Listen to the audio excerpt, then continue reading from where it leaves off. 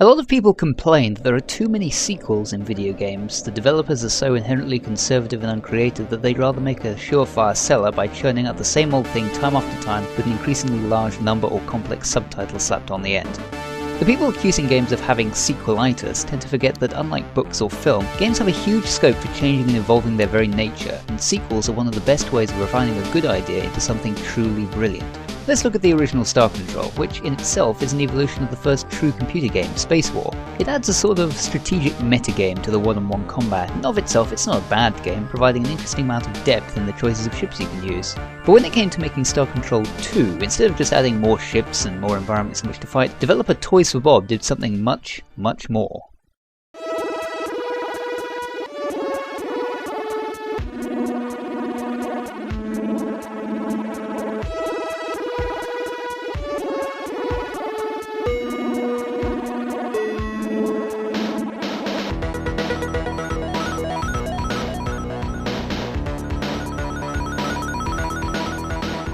Star Control 2 for the PC and 3DO took the fairly simple concept and basic plot of the first game and constructed a vast adventure story around it, adding exploration and diplomacy elements that took the series to a completely new place and made it one of the best games of all time. The story goes like this. During the war that takes place during Star Control 1 between the Alliance of Free Stars and the Urquan hierarchy of battle thralls, a scientific research vessel from Earth discovers an ancient facility on a distant planet, but gets stranded by a sudden attack from the Urquan. Years pass, nothing is heard from Earth, and eventually the scientists begin to colonize the planet and discover the nature of the precursor structures, a starship factory.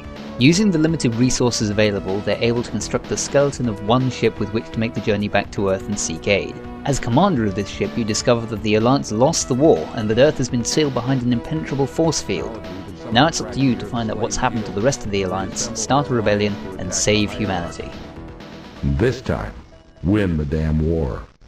I won't go any further than that because the story is one of the best parts of the game, particularly because of the way in which it's delivered. Aside from the opening, there are no cutscenes in the game. Everything you find out is through exploring the vast galaxy map and talking to the aliens you encounter, piecing information together from dozens of sources to produce a bigger picture. The narrative hooks you right from the start by presenting you with mysteries.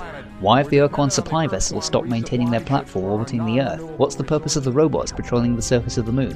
Where are all the hostile probes coming from? Whilst the game will occasionally give you a nudge or two in the direction of the next phase of the plot, usually through some subtle clue about which star system needs investigation, the game is pretty much open for you to explore from the very beginning. The only limitation is how far you can go before you need to return to base and refuel. As you explore, you can collect resources which allow you to upgrade your starship and landing craft, gradually widening the area of space you can go to and the types of planets it's safe to land on. This freeform style creates a wonderful sense of discovery as you travel between the many star systems, which combines with the excellent music to give the game its distinctive atmosphere. The lonely synth of the real space theme creates a tangible feeling of being alone in a galaxy filled with dangers, whilst the more upbeat hyperspace music does an excellent job of making the map sparkle with possible worlds to explore. There's so much to see that at first it can be a little overwhelming. The star map is truly vast and it can be tricky remembering where you've been since the game has no logbook or journal. Make sure you have a pen and paper to hand to jot things down whilst you're playing or you may miss vital clues.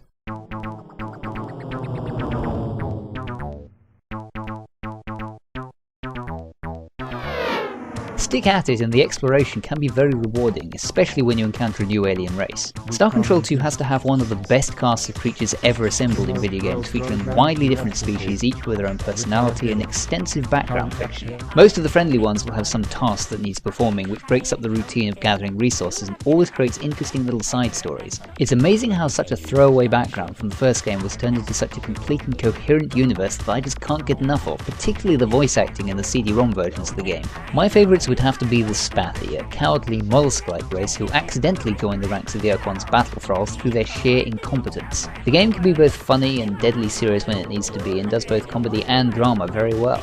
My one complaint about the game is, ironically, the principal trait is inherited from its predecessor, the combat. It just doesn't feel very controllable, and the game is actually best played when you try to avoid confrontation altogether. If you do find yourself in a fight, it's best to just jump into hyperspace and hope that you can outrun your pursuers.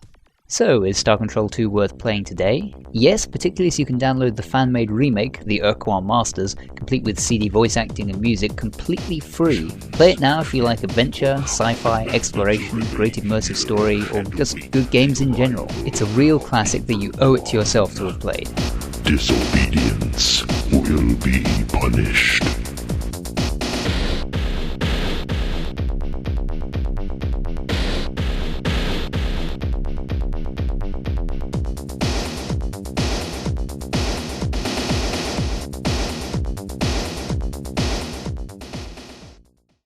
The traditional Spaffy prayer. Oh God, please don't let me die today. Tomorrow would be so much better.